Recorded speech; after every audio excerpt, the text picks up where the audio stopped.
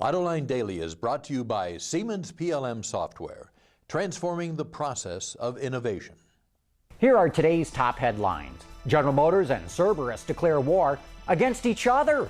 Tesla is closing its engineering center, and the blogosphere is buzzing about the new Prius. Up next, we'll be back with the news behind the headlines.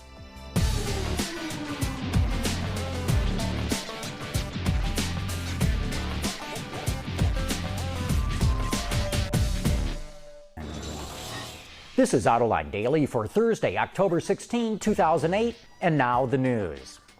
In a stunning development, General Motors is incentivizing its dealers who do not do business with GMAC. Automotive News reports that GM will pay its dealers $250 for every transaction they handle that is not financed with GMAC. Remember, General Motors owns half of GMAC. It's like they're paying their dealers to avoid using part of their own business. This follows moves we reported yesterday where GMAC announced it will only accept loans with customers who have very high credit scores of 700 or higher. That's a much higher level than most GM customers can reach. GMAC is controlled by Cerberus, and it sure looks like GM and Cerberus are working against each other's interests. In other news at General Motors, the company is moving the executive in charge of Cadillac and putting him in charge of Hummer. Jim Taylor will get the title of CEO of the Hummer brand. But as we all know, that brand is up for sale, which puts into question Jim Taylor's future at the automaker.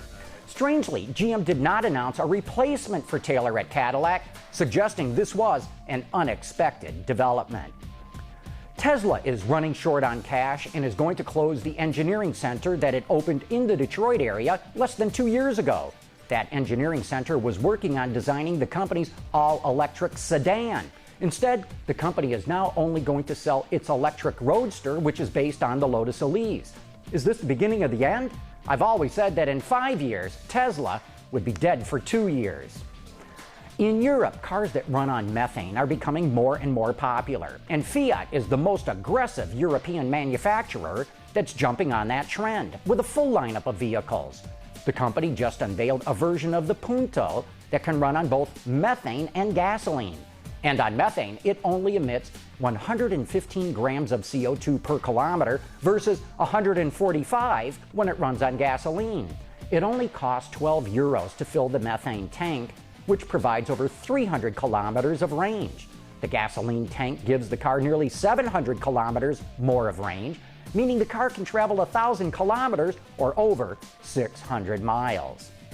The blogosphere is all abuzz today with photos of what are allegedly the next Toyota Prius. Our pals at Autoblog.com report these images may not be real. After all, a lot of people who are really good with Photoshop can doctor just about anything these days. But just so you know what the blogistas are talking about, we wanted to give you a look too. The Detroit News is reporting that Mazda may buy the shares that Ford owns in the company. Ford owns about 1/3 of Mazda, which under Japanese laws give it effective control of the company. But Ford is desperate to raise cash and should be able to get at least $1 billion by selling its stock in Mazda. Coming up next, our feature story looks at the 40th anniversary of Hot Wheels and their special anniversary model. We'll be back right after this. Mattel new Hot Wheels. Siemens, transforming the process of innovation. Toy maker Mattel's Hot Wheels have reached a big milestone this year. The pocket-sized cars are turning 40. To celebrate, the company sent out a traveling exhibition. The event recently ended after traveling cross-country from LA to New York. Along the way, fun was shared with kids and collectors alike. Not surprisingly, over the last 4 decades, Mattel has sold a ton of these little cars. Well, Hot Wheels makes the coolest cars in the world. And the 1/64 scale cars, we've sold almost 4 billion of them. We just want to make sure we celebrate with these are the guys that help make the brand what it is and really have fun with it. To celebrate hitting the 4 billion sales mark, Mattel made a very special car. This one-of-a-kind Hot Wheels is the most expensive one ever, with a price tag of $140,000.